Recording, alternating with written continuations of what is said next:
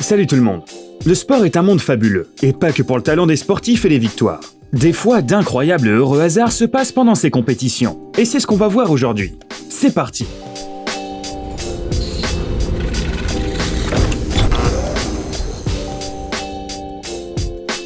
Partons à présent au championnat Wimbledon de 2018 pour jeter un coup d'œil sur une situation tout à fait unique.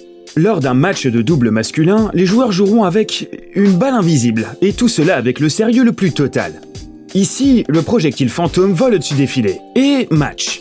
Est-ce que c'est une sorte de compétition de sorciers? Serait-ce de nouvelles règles que l'on ne connaît pas encore? Le pantomime a bien évidemment été mis en scène pour divertir le public et les joueurs entre eux. L'un des plus heureux des joueurs de tennis, Mansour Bahrami, a commencé le spectacle pendant une pause entre deux matchs.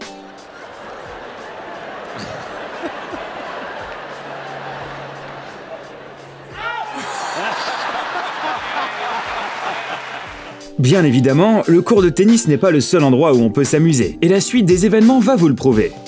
Lorsqu'on parle de football américain, on s'imagine de violents clashs, des chutes particulièrement douloureuses et des traumatismes. Loin de là un sport amusant et de tout repos. C'est pour cette raison que les spectateurs du match entre les Vikings de Minnesota et les Seahawks de Seattle n'en revenaient pas lorsqu'ils ont vu une équipe d'enfants rentrer sur le terrain pendant la pause. Difficile à croire que les mascottes et ces petits allaient s'affronter entre eux, n'est-ce pas? Et pourtant, ils ont assuré. Les mascottes n'ont rien laissé passer, et les enfants ont dû donner tout ce qu'ils avaient dans le ventre. Regardez comment se démène le numéro 11. Il passe à travers les mascottes une à une, se rapproche de la ligne et se retrouve au sol après un mauvais tour du taureau. Il va devoir surmonter tout ça néanmoins, car personne ne va aller se plaindre à l'arbitre.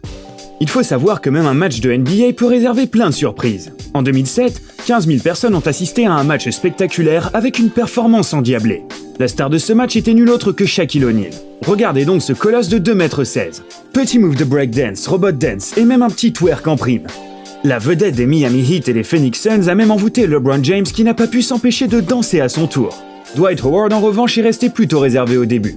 Jouer au basket et danser devant un public sont deux choses complètement différentes. Shaquille a tout de même réussi à le faire participer à cette battle de danse déjantée, qu'il gagnera sans l'ombre d'un doute. Cet homme est décidément bon dans tous les domaines. Les spectateurs de ce stade n'ont pas eu autant de chance. Si vous avez vu les cultissimes films d'horreur The Ring et The Grudge, vous vous souvenez probablement des principaux antagonistes qui hantent vos cauchemars les plus sombres. Cependant, jamais vous ne vous attendriez à les voir sortir d'un écran.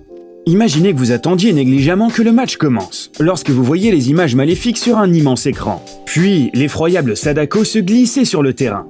Mais le pire attendait ceux qui ne parvenaient pas à quitter les tribunes à temps, car juste après ça, apparaissaient Kayako et son fils sur le terrain à leur tour.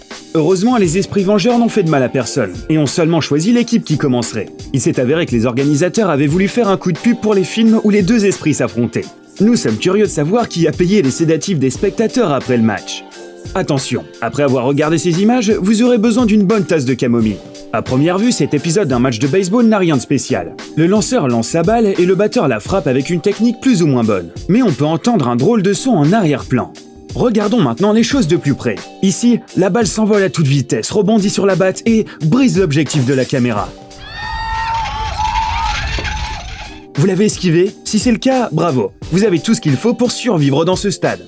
En parlant de sécurité, voyons comment l'équipage de la compagnie aérienne Emirates organise ses entraînements. Non pas avant les vols, mais pendant les matchs. Leurs hôtesses ont décidé de soutenir les supporters du SV Hambourg d'une drôle de façon. Ici, à l'aide de gestes classiques, elles font les consignes de sécurité du stade et apprennent aux supporters à lever leur écharpe en l'air. C'est là que le spectacle commence. Qui imaginait voir de tels dribbles et des tours de jonglage dignes de pros? On imagine que les fans étaient impressionnés. Les hôtesses de l'air ont mis des buts avec une telle adresse que certainement beaucoup d'entraîneurs se sont demandé s'ils n'allaient pas les engager. Malgré son âge, ce grand-père de 70 ans serait submergé par les invitations de grands clubs de football s'il n'avait pas révélé son petit secret.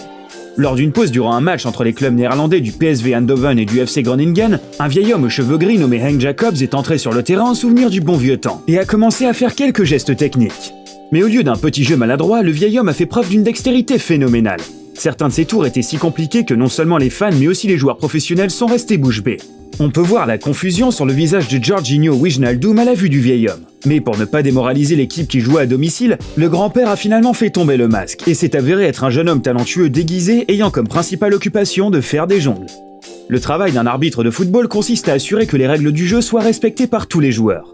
Il ne peut influencer le résultat du match qu'indirectement, par exemple en accordant un penalty ou en faisant sortir quelqu'un du terrain. Toutefois, il semble que cet arbitre ait décidé lui-même de participer directement à la partie. Au moment d'une attaque, il a joué comme un défenseur de renommée. En effet, non seulement il a empêché un joueur de recevoir le ballon en le bloquant, mais il a également fourni une excellente occasion de contre-attaque en défendant Werder. Good work from Kempf. L'équipe a donc profité de ce nouveau 12e joueur pour tenter une percée, et Finn Bartel a réussi à marquer un but qui restera gravé dans les annales. Cet arbitre a certainement dû être la cible de nombreuses critiques après ça. Lors d'un match de la Major League Baseball, un joueur supplémentaire a lui aussi fait son apparition sur le terrain. Il a momentanément mis le jeu en pause et a attiré l'attention de tous les joueurs, mais personne ne lui en a vraiment voulu, car c'était un chat. Au départ, la nouvelle petite star se détendait tranquillement, mais le personnel du stade a voulu mettre le petit animal en sécurité. Néanmoins, le félin n'était pas dupe et savait ce qui l'attendait. Le petit joueur a immédiatement décollé, et ses poursuivants n'ont eu aucune chance de le rattraper. Le chat a ensuite grimpé sur un filet métallique d'une construction décorative d'environ 4 à 5 mètres de haut, et a fait une petite pause en continuant à regarder le match. Le personnel n'a pas osé lui demander son billet après cela. Décidément, il faut croire que le baseball plaît aux animaux. Comment expliquer la présence de celui-ci sur le stade autrement ? Cependant, contrairement au chat, il est loin d'être docile. Il semble même que l'oiseau considère les joueurs comme des intrus sur son territoire, et non l'inverse. Au début, le grand aigle à tête blanche volait autour du stade sereinement avant d'atterrir sur la pelouse, peut-être pour s'assurer de sa qualité. Ensuite, l'invité surprise s'est énervé et a sauté sur le dos de James Paxton. Il aurait pu demander gentiment un autographe, mais non. Certains disent que le symbole national des États-Unis était fâché d'apprendre que Paxton était canadien. C'est quand même un peu exagéré, non ? Nous revoici devant un autre match de baseball. Décidément, ça n'arrête plus. Et si ce n'était pas sur le terrain, mais dans les tribunes que ça se passe. Le match était tellement ennuyeux que le commentateur décide de regarder un grand costaud essayer d'ouvrir une bouteille d'eau. Il rate la première fois. Peu de temps après, il réessaye et en y mettant toute sa force. Mais rien à faire. Des années de musculation ne peuvent-elles pas vous aider dans ce cas ?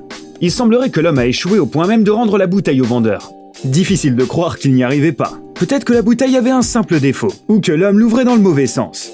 Aujourd'hui, nous avons vu comment des animaux avaient réussi à monter sur le terrain en plein match, et même l'occuper un certain temps. Mais ce n'est pas aussi facile pour un humain, encore moins si Zlatan Ibrahimovic s'y trouve. Il se trouve que deux fans aient réussi à contourner les barrières et la sécurité, tout cela pour se rapprocher de leur idole. Alors qu'il ne reste que quelques centimètres pour l'atteindre, quelque chose d'inexplicable se produit. C'est comme si l'un des supporters se prenait de plein fouet une barrière invisible, glissait et tombait à moins de quelques mètres du footballeur, pendant que l'autre continue à courir comme s'il ne le voyait pas. Mais Zlatan continue à marcher plus calme que jamais, comme si aucun garde de sécurité n'essayait d'attraper des intrus juste sous son nez.